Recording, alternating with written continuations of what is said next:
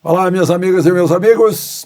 Chegou a hora do nosso encontro nesta terça-feira, 18 de julho. Em 18 de julho de 1945, pouco tempo depois da vitória dos aliados na Segunda Guerra, aí inclui-se o Brasil, que foi dia 8 de maio, 18 de julho, chega o primeiro contingente da Força Expedicionária Brasileira de volta dos campos de batalha, de volta vitoriosos, de volta da Europa. O primeiro contingente chefiado pelo general Zenóbio da Costa. Foram recebidos no Rio de Janeiro por, segundo a história, 800 mil pessoas. Depois desfilaram gloriosamente na Avenida Rio Branco. Por que eu estou contando isso? Bom, em primeiro lugar, que a nossa história são os nossos avós, nossos tios-avós, nossos bisavós. Mas é que hoje foi o primeiro dia que é considerado, por causa disso, o Dia do Veterano. Resultado de uma portaria do Comando do Exército do ano passado, mas é a primeira vez que se comemora. E a comemoração foi no pátio do Batalhão da Guarda Presidencial, que é um batalhão da arma de infantaria. Eu estive lá, fui comemorar também, pus na cabeça o meu boné do meu 7º de infantaria e marchei ao lado de generais 4 estrelas na primeira linha do contingente que estava desfilando, né? Depois foi a hora da foto, a união de todo mundo. O significado disso é o seguinte, é a união da reserva com a ativa, né? A reserva são aqueles que já tiraram o uniforme verde-oliva, mas a cor verde-oliva continua no caráter, nos princípios, no amor à pátria, nos deveres, né? No cumprimento das leis, da ética, na palavra dada, na camaradagem. Foi muito bom. Depois, inclusive, a camaradagem se fez numa confraternização de comes e bebes, né? E muita conversa. Bom, mas hoje também é uma data importante. Aconteceu na Inglaterra, ou Reino Unido, em 1872, a introdução do voto secreto. 1872. Até hoje a gente discute aqui, né? O Supremo não permitiu o comprovante do voto, alegando que podia afetar o sigilo do voto.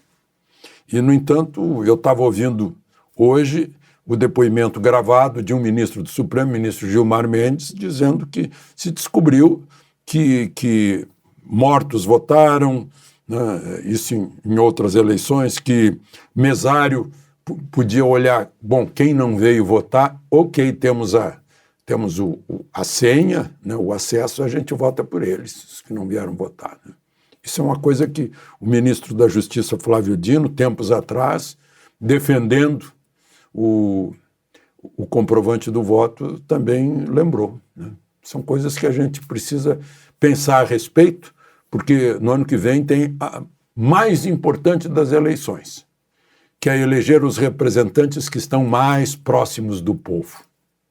5.562 prefeitos e aí uns 58 mil e poucos vereadores, que são as pessoas que estão ali ouvindo a fonte do poder, estão mais próximas.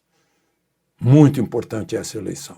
É preciso que discutamos de novo essa possibilidade, como diz o ministro, dizia o ministro da Justiça, já disse o ministro Gilmar Mendes, né? Evitar essas coisas. Ter a garantia de que o nosso voto, ou o nosso não voto, a nossa abstenção, tenha sido respeitada. Vamos então aos assuntos de hoje. Não esqueça de se inscrever, juntar-se a nós e ao final de deixar o gostei ou não gostei. Vamos lá.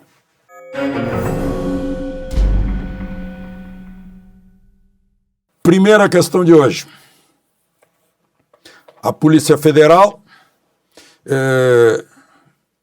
entrou na residência do casal que teria ofendido o ministro Alexandre de Moraes no aeroporto de Roma, lá em Santa Bárbara do Oeste, e fez busca e apreensão, inclusive, de documentos, computadores, celulares, elementos perigosíssimos, terroristas, golpistas, certamente, né?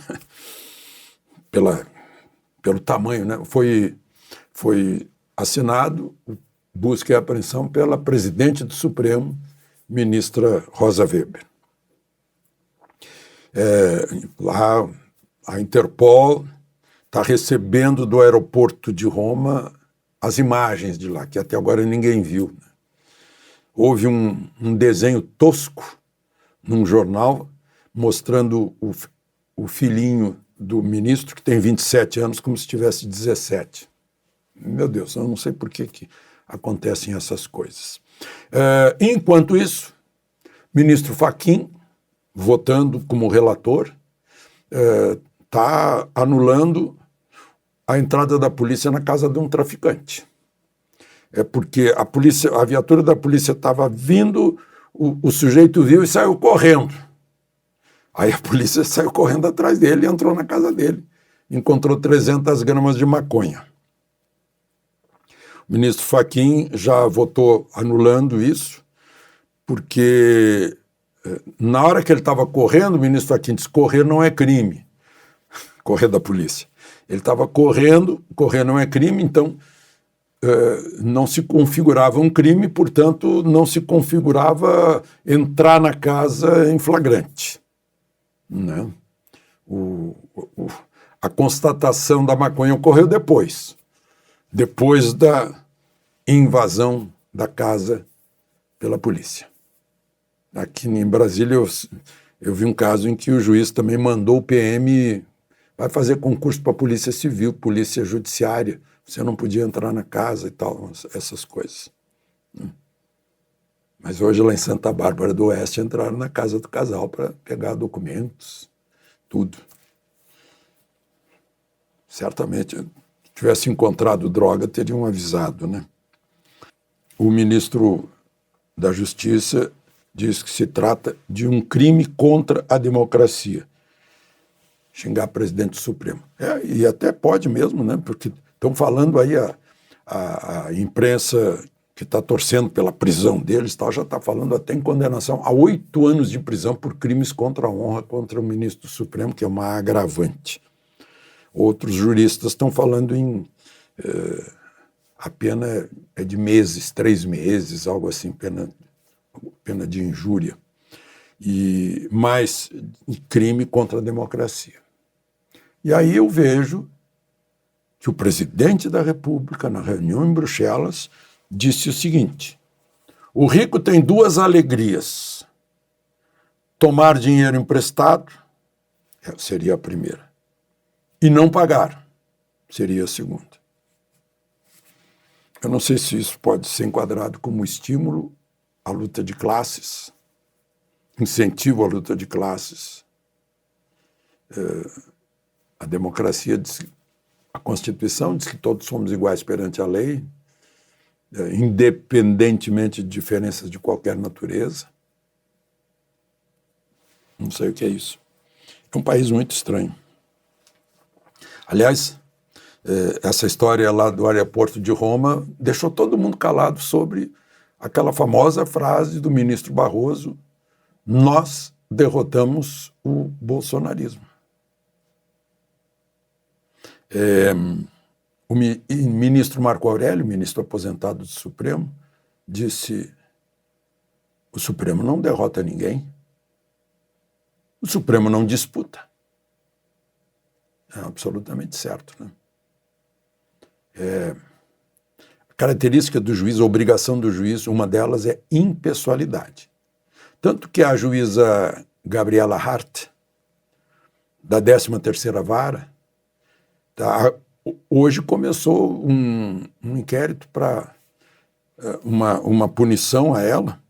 A punição é de reclamação disciplinar por violação do princípio da impessoalidade, por não ter dado velocidade a um processo lá daquele Tony Garcia contra Sérgio Moro e ter dado velocidade a outros processos. Está lá no corregedor. Impessoalidade.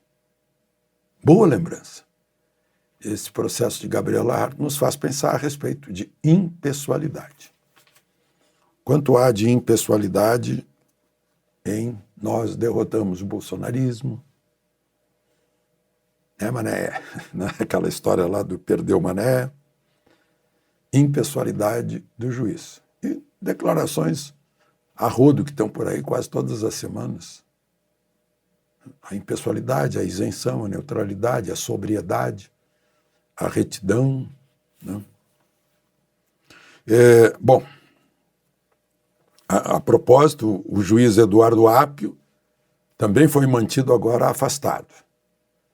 Ele fez fez um telefonema lá muito estranho, tentando influenciar um desembargador, ligando para o filho do desembargador, que fingiu não entender nada, né? Foi muito grave. Bom, o presidente Lula, eu mencionei, né, está lá em Bruxelas, ele disse que ia resolver o acordo do Mercosul. Os áulicos todos foram atrás, deram manchete. Nada. Por quê? Simplesmente porque a União Europeia fez uma contraproposta dizendo, olha, a gente faz acordo, mas haverá punição, sanções ambientais por agressões ambientais. Então, o Mercosul ficou de dar uma resposta, ela só foi concluída, a contraproposta, agora na sexta-feira, no Itamaraty, tem que submeter a todos os países do Mercosul. Então, nada, zero. Não teve nada de... Né? Claro, ele está lá insistindo com Macron hoje para liberar o Maduro. Ele continua defendendo o Maduro da Venezuela, que, aliás, não estava lá, nem o Ortega, nem o cubano, né, lá não estavam. Por falar nisso, saiu no Estadão, o Jorge Viana, que foi governador do Acre, foi candidato de novo a governador, perdeu ano passado, né, e o candidato faz declarações ao TSE do seu patrimônio. E o Estadão está mostrando que ele fez declaração do patrimônio, somado tudo, dava 3.600.000, só que esqueceu um duplex de cobertura na frente do Parque Olhos d'Água, aqui em Brasília. O Estadão diz que tem uma maravilhosa vista do Lago Paranoá. Eu acho que você tem uma vista do Parque Olhos d'Água, que é muito bonito, na 215 Norte. Apartamento de 500 e poucos metros quadrados, que vale, segundo, de 4.200.000 e que ficou fora. Ele alega que declarou para o imposto de renda, mas não declarou para a Justiça Eleitoral. Ele é o presidente da Apex, é o primeiro presidente da Apex que não sabe inglês. Mudaram o estatuto da Apex para permitir que Jorge Viana fosse presidente da Apex. A Apex é a Associação de Promoção à Exportação. Você tem que saber inglês, né, para viajar pelo mundo e conversar com todo mundo. Mas ele não foi eleito governador do Acre, né? Precisava dar um lugar para o companheiro de partido. Por hoje é isso. De Brasília, Alexandre Garcia.